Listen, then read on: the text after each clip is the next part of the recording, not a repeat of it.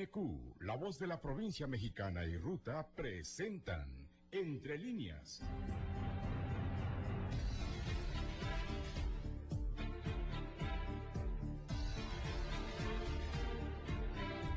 Un espacio de reflexión con entrevistas e información. Con el periodista Juan Carlos Ortiz Castro.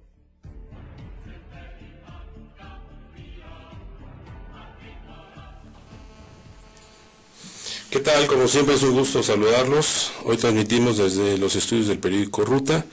Saludamos, como siempre, a la licenciada Adalid Aldana Rodríguez. Ella es delegada de la Procuraduría de la Defensa del Contribuyente Prodecom en Hidalgo. Gracias por estar con nosotros. Muchas gracias, Juan Carlos, por tu invitación.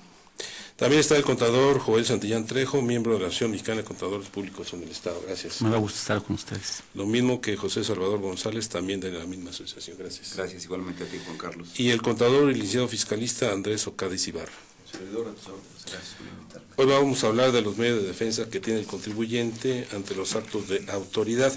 Algunas quejas recurrentes de los contribuyentes, no solamente en el Estado, sino a nivel nacional, son las malas prácticas administrativas en la devolución del impuesto al valor agregado, lo que se llama como IVA, y la falta de defensa o procedimiento para ampararse en contra del régimen de incorporación fiscal a los que están obligados la mayoría de los contribuyentes al tener que pedir facturas electrónicas.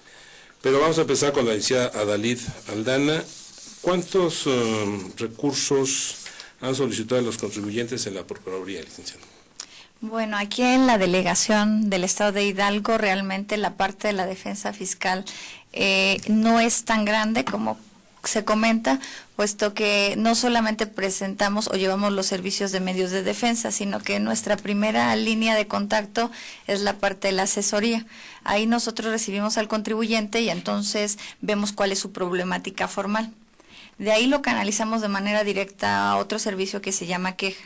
La queja nos permite a nosotros obtener toda la información que necesita el contribuyente para saber formalmente cuál es el estatus que guarda o el estado que tiene fiscalmente, y en razón a todas las documentales que nos hace llegar la autoridad, evaluamos si el servicio de queja le puede dar o solventar la pretensión que él requiere, o es necesario, si dentro de los elementos que nos proporciona la autoridad podemos iniciar algún medio de defensa.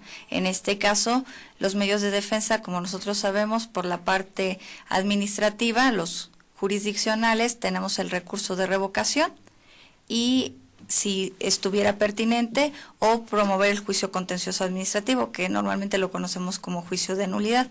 Tenemos aproximadamente unos 45 medios de defensa de la totalidad de los servicios. Nosotros llevamos al mes anterior 800 servicios, entonces 45 corresponden a medios de defensa. Realmente es un número menor al que llevamos en la parte de quejas, que son más de 200. Contadores, yo les preguntaría, hay mucho desconocimiento por parte de los que tienen que tributar o tenemos que tributar en cuanto a los mecanismos de defensa ante la autoridad. ¿Esto es así, contador Santillán? Sí, en parte sí hay desconocimiento. Hay una serie de leyes fiscales inmensas, hay muchas disposiciones fiscales que no cumplen con la intención primaria de que sea de fácil acceso la lectura, de fácil acceso la aplicación, y esas mismas disposiciones traen aparejado que los medios de defensa no son demasiado públicos, no son demasiado conocidos, y representa una situación que no le permite al contribuyente ejercerlos, y dice, ¿sabes qué? Me voy más ¿qué sale más caro, el caldo que las albóndigas? Mejor pago la multa. A la conciliación. O cumplo con esas obligaciones. Hace un momento mencionaba usted de esas trabas que pone la autoridad fiscal para autorizar las devoluciones de los impuestos. Y ese es un derecho que tiene el contribuyente, que le devuelva los impuestos pagados indebidamente o pagados en exceso. Y la autoridad fiscal va más allá de sus atribuciones cuando le solicita documentación o información que no tiene ninguna relación con el objeto de la devolución. Entonces, si el contribuyente no se acerca a una persona especializada en la defensa fiscal, pues obviamente pues va a terminar o desechando la devolución o aburriéndose y opta por el segundo escenario, que sería aplicar la compensación de saldos a favor. Andrés. Yo creo que gran parte de lo que sucede en nuestro país, y no nada más en el área fiscal, es el desconocimiento, la apatía, la ignorancia o el miedo a nuestro pasado. ¿Cómo implementar un medio de defensa fiscal si sé que en ejercicios anteriores no he pagado bien mis impuestos? ¿Cómo le voy a ir a decir al fisco, oye, ¿sabes que estás mal? Cuando que yo sé que estoy mal. Entonces creo que esto es una cuestión de cultura. Es un círculo vicioso. Sí, un círculo vicioso. Nosotros como mexicanos no estamos acostumbrados a pagar el impuesto. Y desafortunadamente no estamos acostumbrados por la pésima calidad de servicios que tenemos. Entonces muchos nos justificamos diciendo, ¿por qué voy a pagar si otro se lo va a llevar? Esa no es una justificación plena. Nosotros como ciudadanos estamos obligados a contribuir al gasto público. Esa obligación que nos impone la Constitución tiene ciertos requisitos. Uno de los más esenciales es que estén estas contribuciones calculadas acorde con mi capacidad contributiva. Si yo no tengo la capacidad de pagar el impuesto, pues el fisco me obliga a dejar de pagarlo.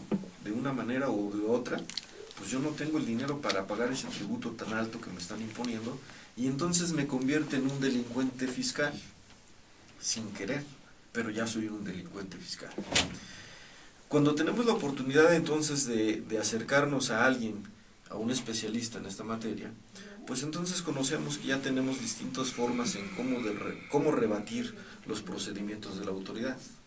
Y ahora está muy de moda los derechos humanos. A mí me cuestionaba mucho, es que el derecho humano no tiene que ver nada con el fiscal, con el derecho fiscal. Yo siento que sí, porque desde el momento en que es un procedimiento que está establecido en la ley, donde el legislador le obliga a la autoridad cómo hacer las cosas, y si no las hace de esa manera, pues existe una afectación directa a los derechos de la persona. Y es ahí donde nos tenemos que acercar para conocer con exactitud cuáles y cuándo debo presentar algún medio de defensa. Desconocimiento total del contribuyente. Gran parte creo que sí es eso. Salvador. Sí, Juan Carlos, yo creo que en México estamos jugando el contribuyente. Hay reglas, primero está nuestra Constitución, luego las leyes específicas donde nos ponen las bases cómo pagar, y entendemos, los que estamos aquí y los que están afuera, que no se paga en base a los ingresos, se paga en base a una utilidad, y sobre esa utilidad, bueno, habría que ver en qué régimen estás. Simplemente que te lo transfiero a un partido de fútbol. Estás jugando contra el árbitro pone las reglas, y pues está muy sonado que no era penalti, pero al final sí fue penalti. Entonces a veces no es el abuso de la autoridad, sino del representante de la autoridad, que al final, bueno, se pierde, que es lo que dice la autoridad.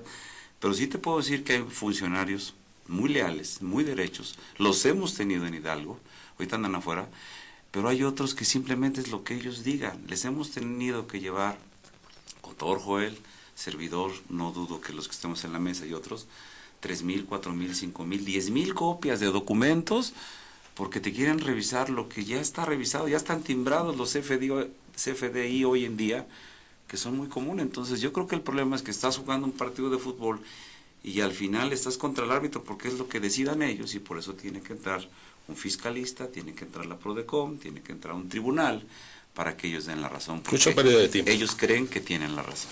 ¿Son más de 591,000 los contribuyentes en el Estado, licenciada? Sí, alrededor de 586,000. ¿Y de estos cuántos casos lleva la Prodecom en situación de controversia? Decíamos que teníamos más de 40. Nosotros hemos proporcionado los servicios a 800 contribuyentes. Nada más a 45. A 45 en medios de defensa formalmente. Sí, ese Pues, sería. ¿Cuándo saldrán el veredicto? Nosotros llevamos, el día de ayer tuvimos resultados de 2 que vienen del Tribunal Federal de Justicia Fiscal y Administrativa en la sala que nos corresponde, que es Naucalpan, y y Tlanepantla también. Algo que es bien importante para nosotros es entender que los servicios de Prodecon no están circunscritos necesariamente a la delegación que se apertura, sino el contribuyente elige qué delegación o si son las oficinas centrales las que les llevan los asuntos. Entonces realmente el número que yo llevo sería quien acude a la parte de Pachuca. Sin embargo, no son los únicos contribuyentes del estado de Hidalgo que llevamos. Dependiendo, cada contribuyente elige si es la oficina central, si es el Estado de México. No es como la parte de la autoridad fiscal, que el domicilio fiscal es el que circunscribe la competencia. Pero no puede presentar una queja, por ejemplo, en Yucatán o en Tlaxcala. Sí, la puede presentar allá y todo el trámite, aunque sea la autoridad fiscal, el SAT local de aquí de Pachuca, se hace todo el trámite. Yo llevo algunos que tienen que ver con cuestiones de PAMA, que necesariamente son de zonas fronterizas y que el contribuyente ha elegido que sea la delegación de Hidalgo quien les lleve. Entonces realmente Prodecon es total, o sea, por eso no podríamos decir que 100% son los contribuyentes que se han acercado del estado de Hidalgo, podemos tener de diferentes. En Querétaro hay compañeros, la misma delegación de Querétaro nos pide para que nosotros hagamos trámites aquí en la parte del estado de Hidalgo de contribuyentes hidalguenses. Bueno, ¿y qué ocurre con los pequeños contribuyentes o más que todo con las misceláneas, con todas estas personas que de repente sus ingresos no llegan a 4,000 pesos, pero la autoridad los obliga a emitir facturas? Contador. De la parte general se van a lo particular. No necesariamente están obligando a los regímenes pequeños, en este caso al régimen de incorporación fiscal, a emitir un comprobante fiscal digital. Le están dando ciertas alternativas en ventas o ingresos abajo de 100 millones de 100 pesos, perdón, 100 millones, de 100 pesos a expedir comprobantes impresos. Les dan la oportunidad de expedir un comprobante bimestral, un CFDI, que lo van a bajar de la página del SAT. Vamos, no está tan cerrada la autoridad fiscal en ese aspecto. Aquí el problema es que la autoridad hasta 2013 ya tenía un ingreso fijo a través de las cuotas que estaban establecidas y hoy día pues no tienen ingreso. El gobierno federal no tiene ingreso de esos ex repecos que hoy son RIFs y que por lo menos de aquí a 4 o 5 años no van a tener ingresos porque el 10 de septiembre nace un decreto que les da más facilidades al régimen de incorporación fiscal y que de los IVAs que cobren, pues van a entrar un porcentaje muy pequeño. ¿Pero de qué universo estamos hablando de los repecos? De los repecos estamos hablando de que deben ser, en mi opinión, unos 5 millones de repecos en el país. ¿Y de cuánto en impuestos? En impuestos, pues si usted le calcula una cuota fija de 200 pesos bimestrales, pues nada más hacer las cuentecitas. El punto aquí es que yo prefiero gota que dure y no chorro que canse. Si yo fuera la autoridad fiscal, el mecanismo que le pretendiera por sectores, sabes que me vas a dar una cuota fija pequeña, pero yo la tengo. Porque ese dinero que caía a través de los repecos se quedaba en el gobierno del Estado. Bueno, esta situación ya está legislada. Sí, claro. ¿Qué va a ocurrir ahora con los pequeños contribuyentes, con los repecos que no se quieren ajustar a este nuevo régimen? Andrés. Mira, desafortunadamente, dices bien, no se quieren ajustar. Sin embargo, no es un si quieren, es un compromiso que por el simple hecho de ser ciudadanos mexicanos tenemos que cumplir.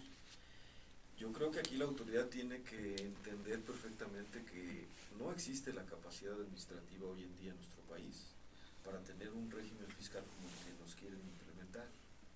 No tenemos la tecnología suficiente para hacerlo. Yo creo que únicamente han pensado en las grandes ciudades, pero vámonos a... Las 100 capitales, las 100 ciudades más importantes del país. Más importantes, sí. Pero vámonos no lejos, aquí, a Casuchitlán, en nuestro estado. ¿Tú crees que un contribuyente, repeco, refid, como les llaman, porque yo me he perdido un poquito de eso, tendrá acceso al internet? ¿Sabrá cómo bajar una factura del portal del SAT? ¿Sabrá que es una cuenta, una clave para poder acceder? No tenemos la cultura. A mí me llama la atención lo que dice aquí mi contador Joel y amigo, que tiene mucha razón. El gobierno no va a tener dinero y estoy preocupado e indignado por la construcción de un aeropuerto de 120,000 millones de pesos, que de dónde va a salir el dinero. ¿Deuda pública o presión en los impuestos? El presidente Peña Nieto ha dicho que no va a incrementar los impuestos, pero entonces, ¿de dónde va a salir el dinero? Yo no quiero ser ave del mal agüero, pero créanme que el año que entra va a haber mucha gente en la cárcel por concepto de defraudación fiscal, y muchos van a estar adentro por desconocimiento, por no tener la capacidad administrativa, por no tener dinero para poder comprar una computadora que me exigen para que desde ahí pueda yo hacer mis pagos fiscales. Pero la ley no omite el desconocimiento. Esa es la desgracia del mexicano. No tenemos esa capacidad y por eso es que vamos a estar muchos en la... Bueno, yo pago mis impuestos correctamente, de verdad, lo juro.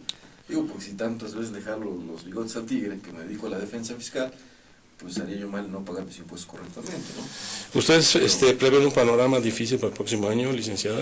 Nosotros lo que estamos previendo principalmente para el régimen de incorporación fiscal es que la autoridad ha estado dando los cursos, talleres, etcétera. Sin embargo, bueno, eso no va a alcanzar a que realmente la gente entienda de qué se trata este movimiento.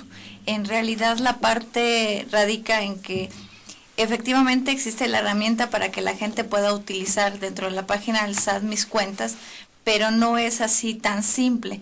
Cada uno de los contribuyentes tiene un tratamiento especial. Podríamos hablar de hace rato que decíamos, bueno, pues hay tantos locales que se dedican a vender guajolotes, enchiladas, etcétera. Sin embargo, bueno, cuando se sientan a la computadora a utilizar esa herramienta, que se presume que es muy sencilla, bueno, pues empezamos por cómo va a capturar sus gastos, cómo va a capturar sus ingresos, cómo va a generar su facturación global en el caso de que alguien le pida también la parte de una factura. Entonces, mucho de la difusión es que este año de 2014 es como para que hagan ensayos y detalles como esos. Y lo que trata la Procuraduría es que entienda la gente que no es un ensayo. Es el inicio de un régimen de incorporación fiscal donde se tiene que hacer las cosas desde el inicio de manera correcta. Pero hay muchas personas que incluso son iletradas. ¿Cómo obligarlas a que bajen la información?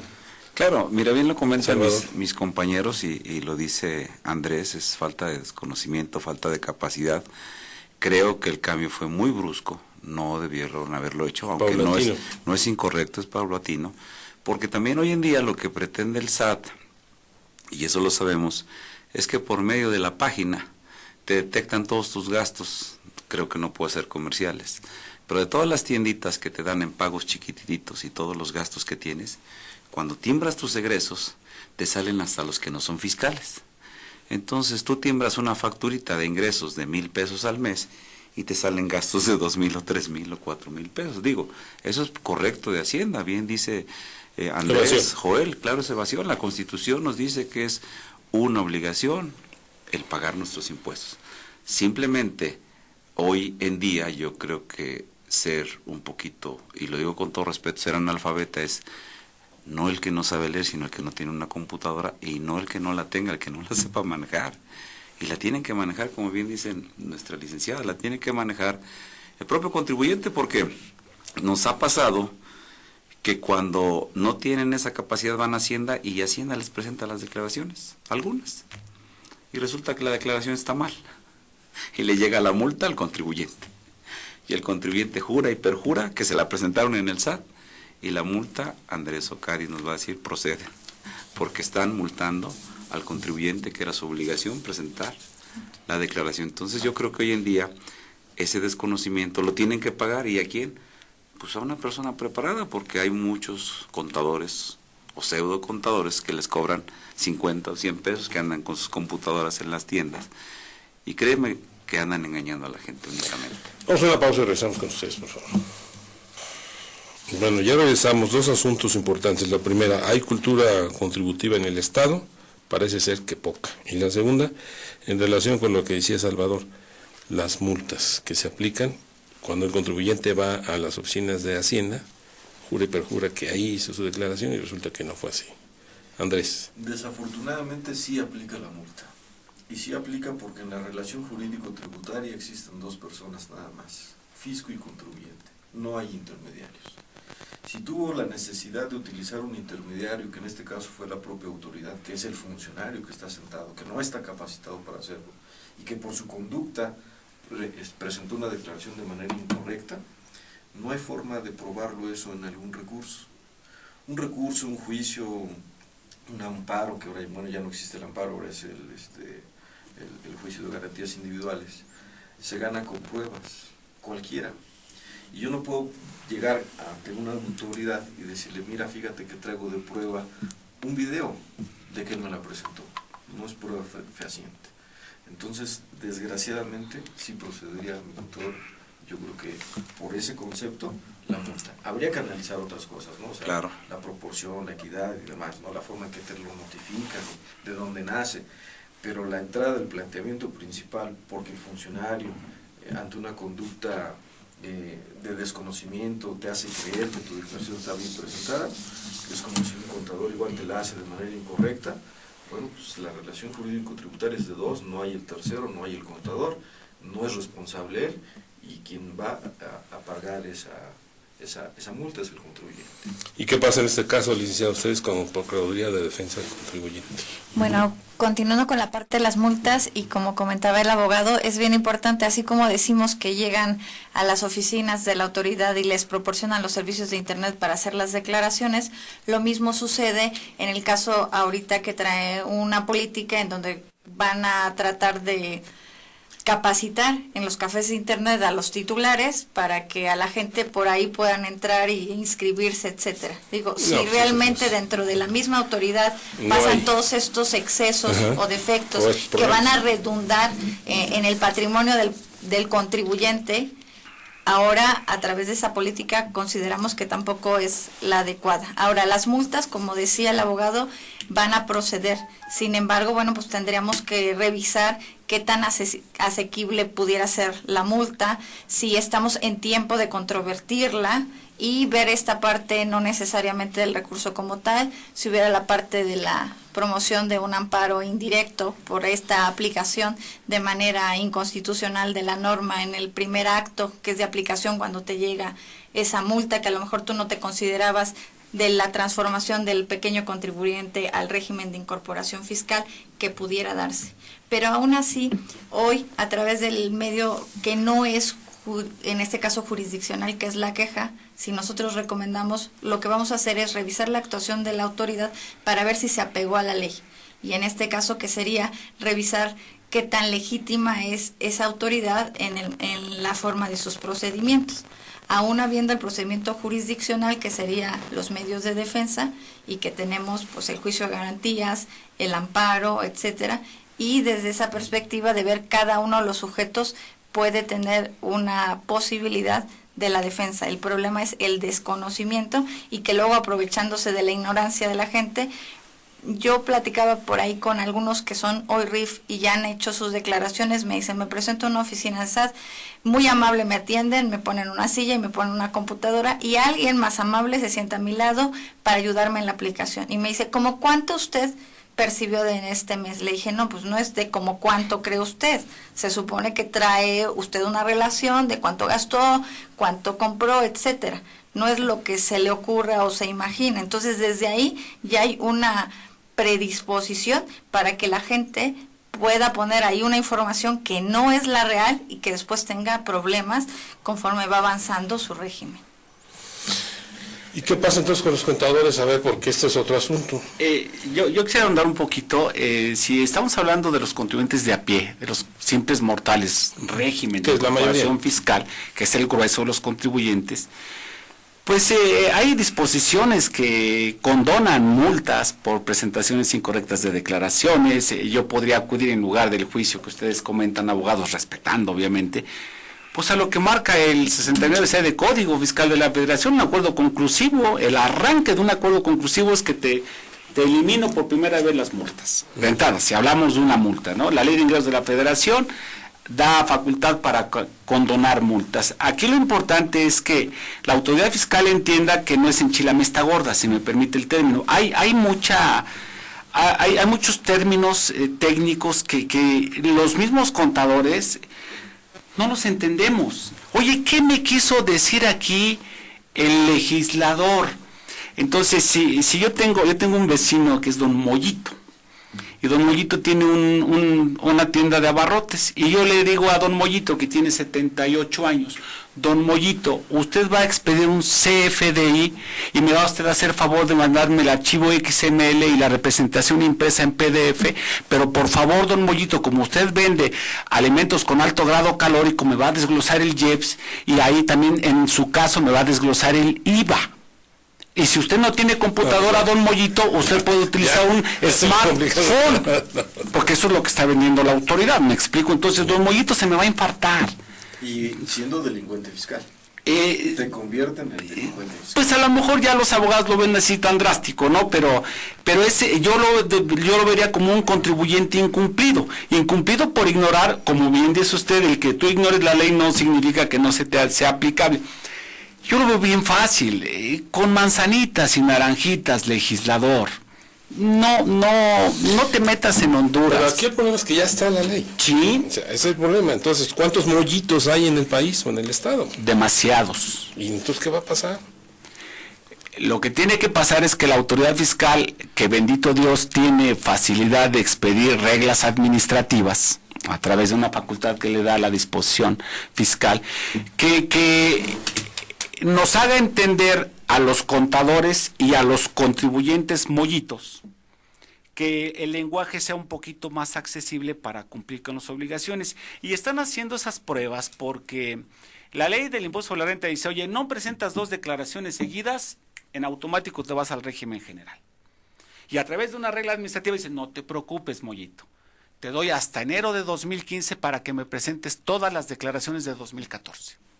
Entonces, como Hacienda todavía no entiende bien la esencia del régimen de incorporación fiscal, y son 3 artículos. Son 3 artículos del régimen de incorporación fiscal. Y así como del régimen de incorporación fiscal, hay muchísimas disposiciones vigentes a partir de 2014 que ni la propia autoridad le entiende. Y si me permite, le doy un ejemplo bien concreto. Por favor. Artículo 31A del Código Fiscal de la Federación, vigente a partir de 2014. Dice el artículo, me mandarás información relevante de las actividades que realices a través de una forma oficial que te va a publicar el Servicio de Administración Tributaria. Y hay de ti que no me la presentes, porque te voy a dar 30 días hábiles adicionales para que me la presentes. Y si no me la presentas dentro de ese plazo, considero que no la presentaste. Y cuando salió la disposición, fue el año pasado que fue en iniciativa de ley, dije, si no la presento, ¿cómo qué me pasa? Porque no hay una multa, abogada. No hay una multa por no presentarla. Llévate a buzón. Oye, no me presentas la informativa del 31A, no te doy tu incorporación al padrón de proveedores de gobierno. Si no me presentas esa informativa, ahí va. ¿Y qué cree? A través de reglas administrativas, en octubre pasado me dijeron, oye, ahí te van las operaciones relevantes. ¿Cuántas, abogada? 37 operaciones relevantes. Que puedo caer en el escenario de caer en todas estas operaciones relevantes. Y lo curioso es que dice la disposición, todos los contribuyentes. Todos, como la monjita, ¿verdad? Todos. Todos. Régimen de incorporación fiscal también. Pues ahí dice todos. Vamos a una pausa y regresamos con ustedes, por favor. Bueno, regresamos con los mollitos, Salvador. ¿Tú cuántos mollitos has representado o has asesorado? Porque es un conflicto. Fíjate que, bien lo dice el contador acá, dice, estamos muy cerquita de Acazuchitlán, Tenango, San Bartolo, Huehuetla, San Lorenzo, Achotepec.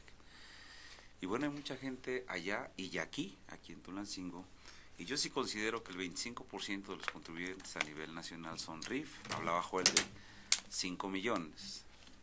Yo soy más práctico, de a 1,000 pesos, son 5,000 millones de pesos, que está dejando de recibir gobierno por medio de todos sus estados. Nosotros estábamos en contra del RIF y la gente nos podrá preguntar, ¿por qué si es trabajo para ustedes? Me dice un cliente, oye, perdiste 10 dictámenes que tenías y vas a ganar 200 del RIF. Yo creo que ese precio no es justo, no te pueden pagar. Ya no poderte pagar, yo creo que sí puedes ayudarles. Como en todos los despachos, pues sí podemos tener ¿Cuántos les gustan? 5 o 6, que les podamos ayudar sin cobrarles. Más ya no podríamos, porque nuestros compañeros sí nos cobran.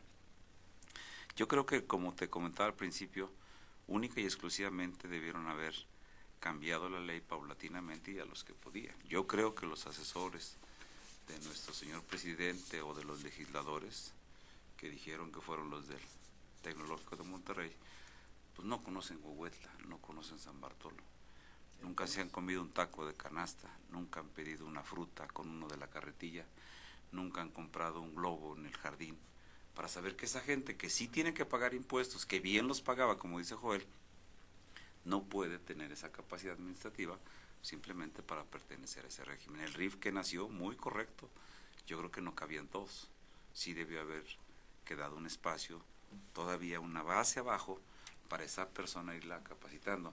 Y para terminar este comentario, lo que puse de ejemplo hace rato, de que si te presentan en el SAT la declaración, es que hay muchos clientes que abusan por la ignorancia de la gente. Se han acercado a nuestro colegio de finanzas y del SAT, al colegio de contadores de finanzas y del SAT, y nos han dado los nombres, abogada, de contadores que han defraudado a la gente, no solamente con sus honorarios, sino con las cuotas fijas, se quedaron. Entonces, como bien dice el contador, pues yo te cobro más barato, dame el dinero, te cobro la mitad, una tercera parte de impuestos, y se convierte que al rato esos pseudo contadores no los encuentras. Yo creo que ahí fue meterles un miedo a este tipo de personas que no estaban en el tiempo todavía. Bueno, preocupa lo que decía, por un lado, Andrés Ocadiz, y le preguntaría a la licenciada Dalit Aldana, si hay un universo de 590 y tantos mil contribuyentes en el estado de Hidalgo, ¿cuántos mollitos se van a sumar a este número de contribuyentes? Y como prevé Andrés Ocadiz, muchos caerán entonces como delincuentes fiscales. Bueno, primero diríamos que realmente serían contribuyentes incumplidos, ¿no?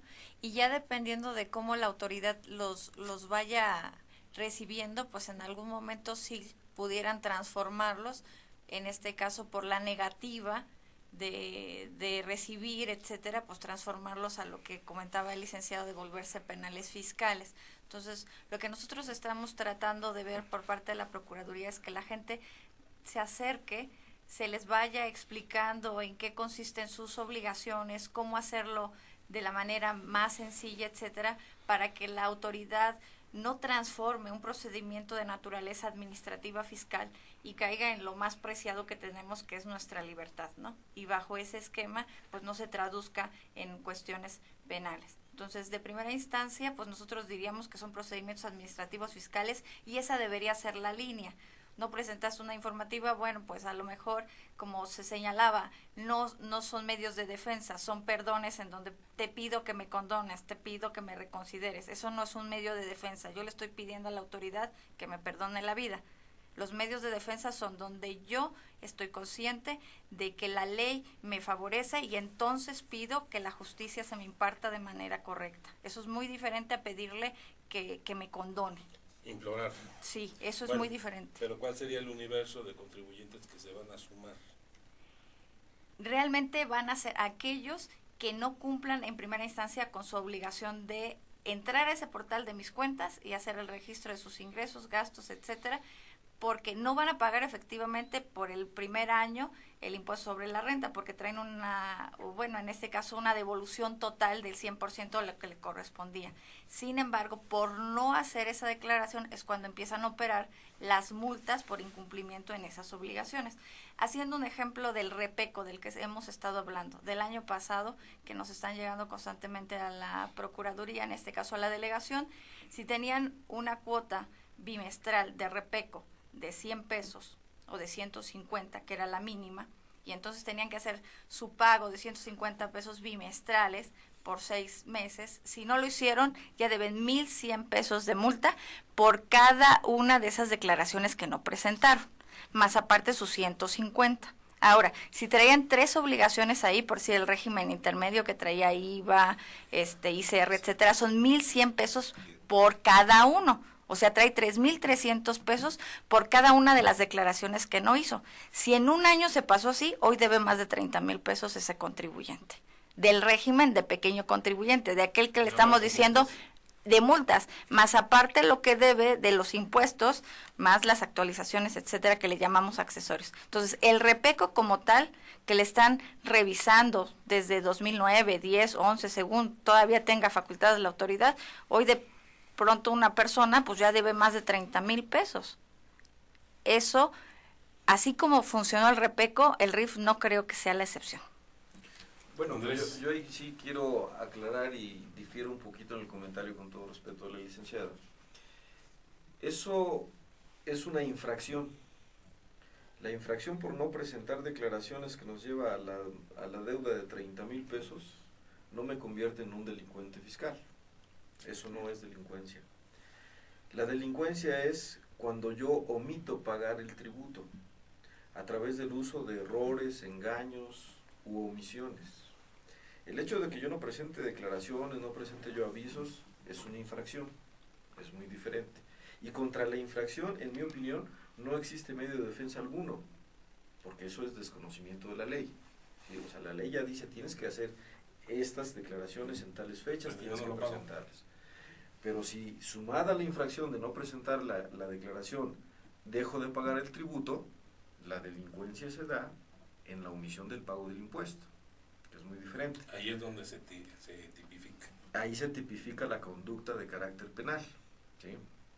Que ya en defensa veremos que la conducta es fácil de demostrar, que para efectos fiscales no existe, no se puede. Entonces la defraudación fiscal penalmente se puede defender de una manera un poquito más sencilla, aun cuando es un delito grave y es muy delicado su defensa, porque la defensa se hace desde la prisión, privado de la libertad.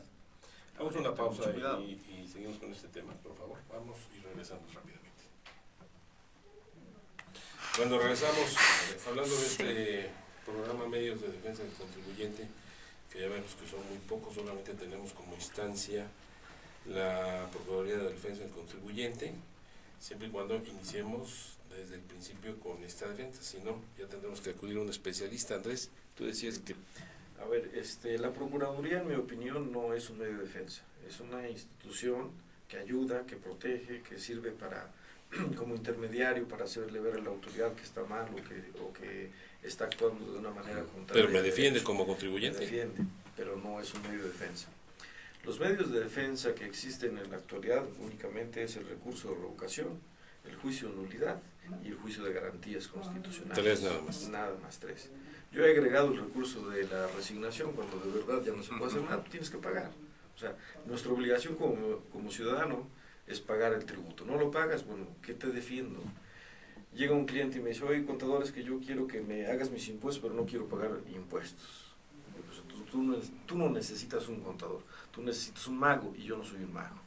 Contratas al contador para que te calcule el impuesto. Ahora, si derivado de ese cálculo el impuesto fue incorrecto y la autoridad ejerce sus facultades de comprobación, como es el de requerirte información, como es el de venir a tu domicilio y revisarte, como es el de pedir que lleves tú la documentación a sus instalaciones, y ahí detecta que tú no hiciste las cosas de manera correcta, pues es su facultad imponerte una multa, las actualizaciones, los recargos y el cobro del principal, que es el impuesto. Pero si en ese proceder la autoridad no respeta los principios de legalidad que están en la Constitución, por ejemplo, te puede requerir la exhibición de copias fotostáticas de tu contabilidad. Eso es violatorio, porque el Código Fiscal únicamente prevé cuándo la autoridad te puede pedir copias. Pues cuando no lleves contabilidad, lo ocultas, te destruyes, cuando no dejes pasar a la autoridad a tu domicilio. Hay causales, pero de entrada las órdenes de visita, tanto domiciliaria como de requerimiento de información, que son las revisiones de gabinete, te van condicionando a que exhibas fotocopias, o te condicionan, por ejemplo, a que me exhibas 2 copias de tus declaraciones provisionales, exhíbeme copias de la declaración anual del impuesto a la renta, exhíbeme copias de las declaraciones de operaciones con terceros. Oye, mira, la Ley Federal de Derechos del Contribuyente señala que yo no estoy obligado a aportar documentos que ya estén en poder de la autoridad. Y ese simple detalle, porque aparezca en la orden de visita o en la solicitud de requerimiento, lo convierte en un proceso ilegal de la autoridad. Y es suficiente para echar abajo. Violación al procedimiento de ley. Y eso ya lo haremos valer dependiendo qué estrategia sea la mejor planteada, porque la defensa nunca es una receta de cocina. Dependiendo cómo se estudie, tomaremos la decisión si optamos por recurso de revocación, que en mi opinión no sirve, porque es ante la misma autoridad y pues ellos no se van a poder contradecir, entendible.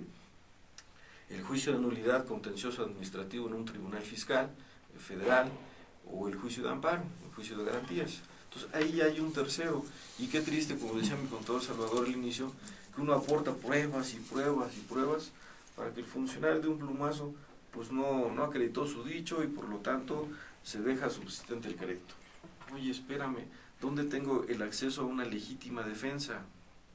Entonces, haciendo uso de esas herramientas que al inicio decíamos que por desconocimiento o por miedo no las utilizamos, yo estoy seguro que en la medida que avancemos en esto, pues vamos a ser un país de justicia y de tributación. Bueno, en el caso de los contadores, José Santillán, José Salvador, ustedes ya prácticamente no están haciendo la chamba de auditar a los contribuyentes, porque finalmente, si ustedes no son corresponsables y yo tengo que ir a hacer mis propias declaraciones, ¿para qué los necesito?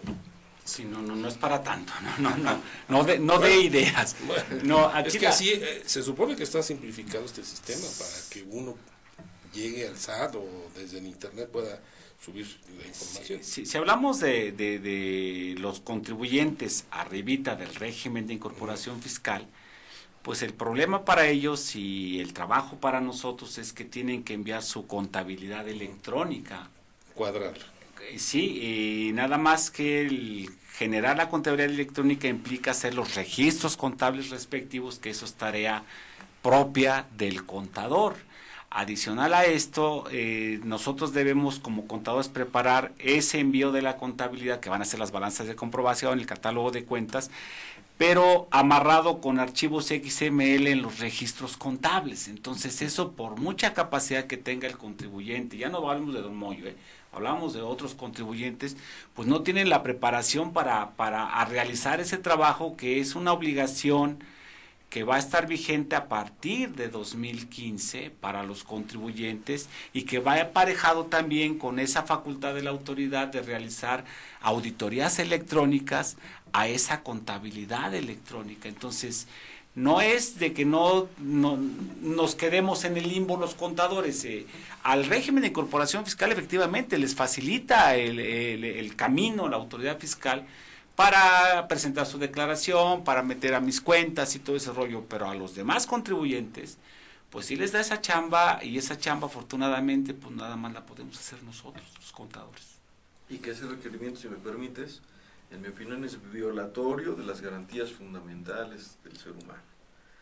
Dice el artículo 16 de la Constitución: nadie puede ser molestado en su persona, papeles, posesiones y domicilio. ¿Por qué me requieres papeles, que sería la contabilidad, antes de que ejerzas tus facultades de comprobación y que te sirvan para determinarme un crédito fiscal? ¿Soy culpable antes de? ¿Dónde dejas? O sea que la autoridad debería tener la información para acusar a un contribuyente de que está evadiendo fiscalmente, y no pedir documentación para ver si te encuentro algo y entonces sí poderte acusar. La autoridad tiene que ejercer sus facultades de comprobación para determinar si existe una omisión del tributo. Pasa que son dos escenarios diferentes. Una cosa es la facultad de la autoridad de hacer revisiones electrónicas, y otra cosa es la obligación del contribuyente del envío de esos registros contables.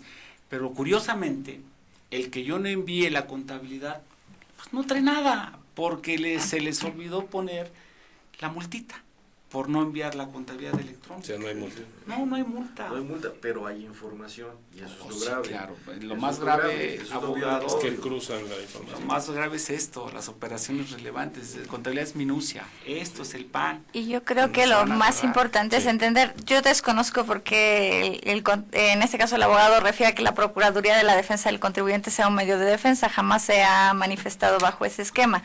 La Procuraduría de la Defensa del Contribuyente trae varias posibilidades de defender en las perspectivas, desde el punto de vista de los derechos humanos del contribuyente, ya entendido al derecho fundamental, ya sea la persona física o la empresa. Ese sería el mecanismo de queja. Actuamos como una Comisión de Derechos Humanos, podemos recomendar, etcétera. Pero también llevamos los medios de defensa, somos el operador, somos su defensor. O sea, no hacemos el medio de defensa porque no somos la autoridad jurisdiccional que lo lleva. Somos un defensor público en materia fiscal, totalmente profesionalizado.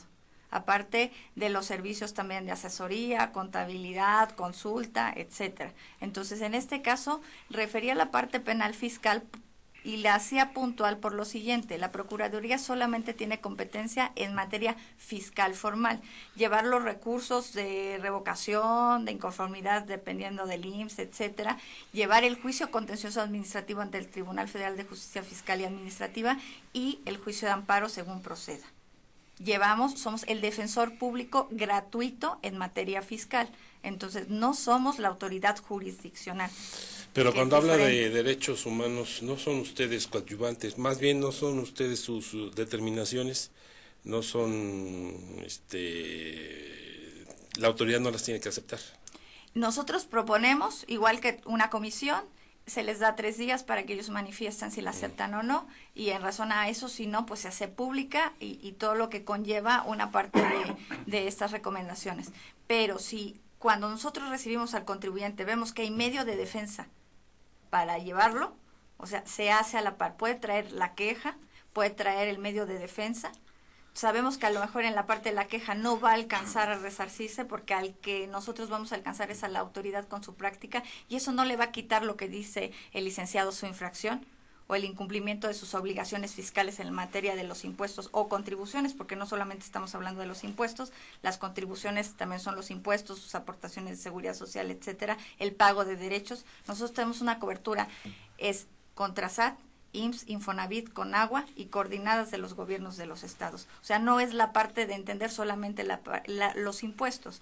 Entonces, PRODECON no tiene competencia en penal fiscal. Ahí sí, a lo mejor en este caso, pues tendrían que requerir los servicios del abogado que está aquí acompañándonos, pero muchas veces, él no va a tener la información que PRODECON puede acceder a través de queja. Tiene la obligación, la autoridad, a través de un procedimiento de queja, de mandarme copia íntegra de toda la información, expediente, etcétera, que no lo tendría el contribuyente de manera rápida. Ahora, finalmente, el contribuyente puede pedirle a la PRODECON o puede pedirle un abogado. Sí, claro. Serían los dos mismos caminos, ¿verdad? Exactamente. Nada más que a través de la PRODECON le facilitan toda la información. Y nosotros somos defensores de públicos, oficios 100% gratuitos.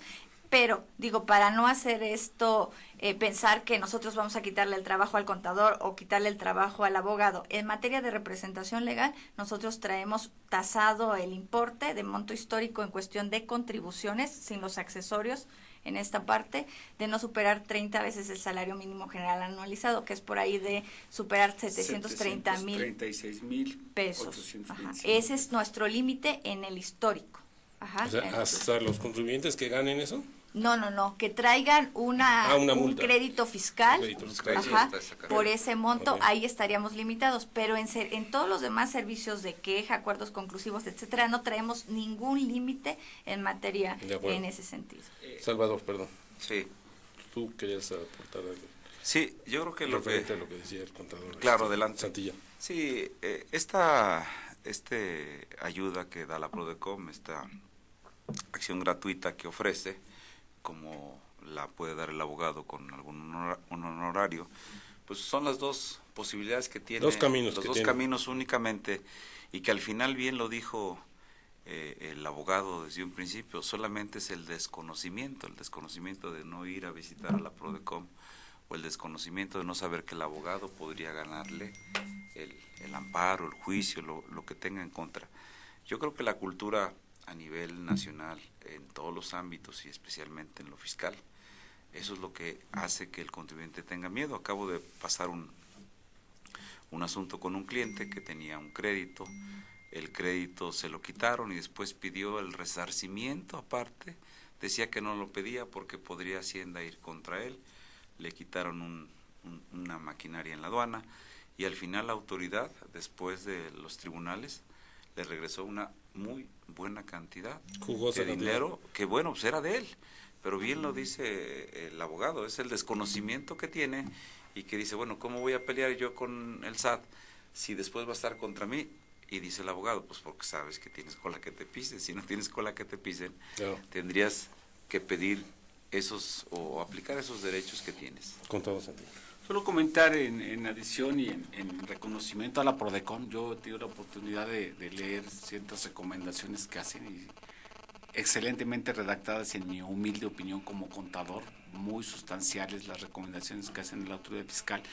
Y yo solamente podría recomendar, el pedir no empobrece, ¿por qué limitar a los 30 salarios mínimos elevados al año, a esos 736,000 pesos el monto histórico, cuando hay contribuyentes que, derivado de la actuación no tan competente de la autoridad, les generan créditos fiscales de mucha cuantía y que les implica tener la necesidad de contratar los servicios de un abogado y que eso trae a colación honorarios profesionales que tiene que sufragar el contribuyente cuando la autoridad fiscal está excediendo sus facultades y yo tengo el derecho a acudir a la Prodecon a decirle, oye, me están generando un crédito fiscal de 4 millones de pesos histórico que se me convierte en 24 millones de pesos y que el abogado, no el contador Ocadiz, el abogado me cobra el 30% del crédito fiscal y dice, oye, pues aquí estoy, méteme a la cárcel. ¿Por qué esa limitación cuando debe ser abierto el monto? ¿Debe haber una razón de ser, abogada? Bueno, en este caso la limitación no la puso el legislador. Cuando aparece la ley, ahí nos dice que para defensa es quien nos limita y nos deja en cuantías relativamente pequeñas en razón a la parte de que se suman la parte histórica de los créditos y es en este sentido. Entonces también para que no sientan los fiscalistas que venimos a quitarles el empleo, ¿no? Pues entonces yo creo que esa fue en algún momento la orientación del legislador para limitarnos en cuestión de la Defensoría Pública. Pero en el caso, Andrés, de la Procuraduría no son vinculantes la conclusión de sus estudios o de sus determinaciones. Finalmente la autoridad sigue por otro camino. Dice, no lo acepto ya. Sí, o sea, puede ser que la autoridad no acepte la recomendación que haga la Prodecon y de todos modos emita su liquidación, la determinación de un crédito. Yo creo que la limitante que tiene la Prodecon en cuanto a los montos es que la existencia de la Prodecon se justifica al amparo de la Constitución que dice que debe haber una justicia pronta y expedita y gratuita.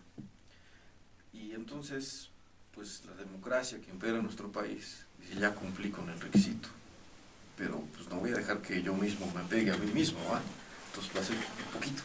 A ti te doy los asuntos pequeños, con todo respeto para la Prodecon, porque efectivamente hacen unas recomendaciones muy interesantes. Yo he utilizado algunas para algunos razonamientos lógicos y jurídicos en mis demandas y funcionan.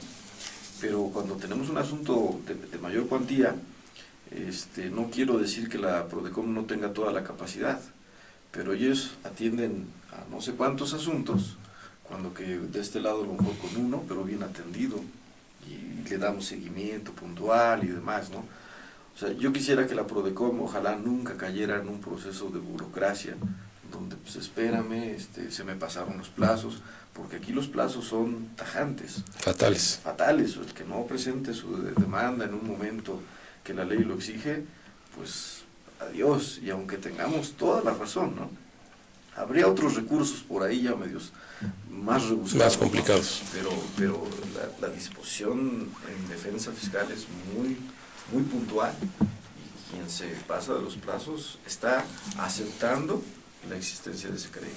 Bueno, después de todo lo que he escuchado con ustedes, la única recomendación es que hay que pagar impuestos, hay que pagarlos de manera pronta, de forma equitativa, por otro lado, y además constante. Consciente y responsable. Y consciente y responsable. No hay forma de evadir esto. Y si se evade, se cae en lo que es el delincuente fiscal. Punto. Y entonces va a salir más caro el caldo que las albóndigas, al final. Y nuestro país no va a avanzar. Pues agradezco mucho a la delegada de la Procuraduría de la Defensa del Contribuyente, Prodecon, en el Estado de Hidalgo, que por cierto Esta delegación apenas inició operaciones en el Estado, creo que 8 meses. Ajá, 8 meses, ¿verdad? Sí. Gracias, licenciada Dalid Aldana Rodríguez.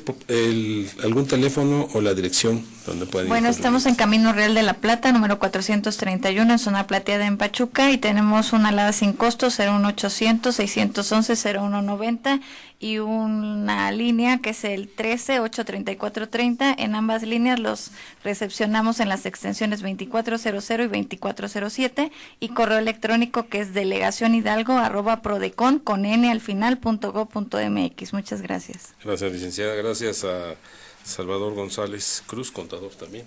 Gracias a ti, y dejamos el teléfono del colegio 536-28, y estamos aquí en Tulancingo, la Colonia La Morena, ahí para atenderlos con todo gusto. Gracias al contador Joel Santillán, miembro de la asociación. Es un gusto estar con ustedes. Y al contador y fiscalista Andrés Ocadizibar.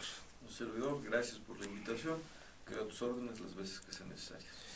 Y a mis compañeros allá en Pachuca, Jorge Martínez, aquí en Tulancingo, en la NQ del Centro, Don Memo Ortega, y a quienes hicieron posible la transmisión vía internet de este programa, Jaciel Velasco y Celso García, lo mismo que a Maricruz de la Riva, que investigó el tema para este programa. Gracias, se despide Juan Carlos Ortiz. Presentaron Entre Líneas. Con el periodista Juan Carlos Ortiz Castro, te esperamos en nuestra próxima emisión.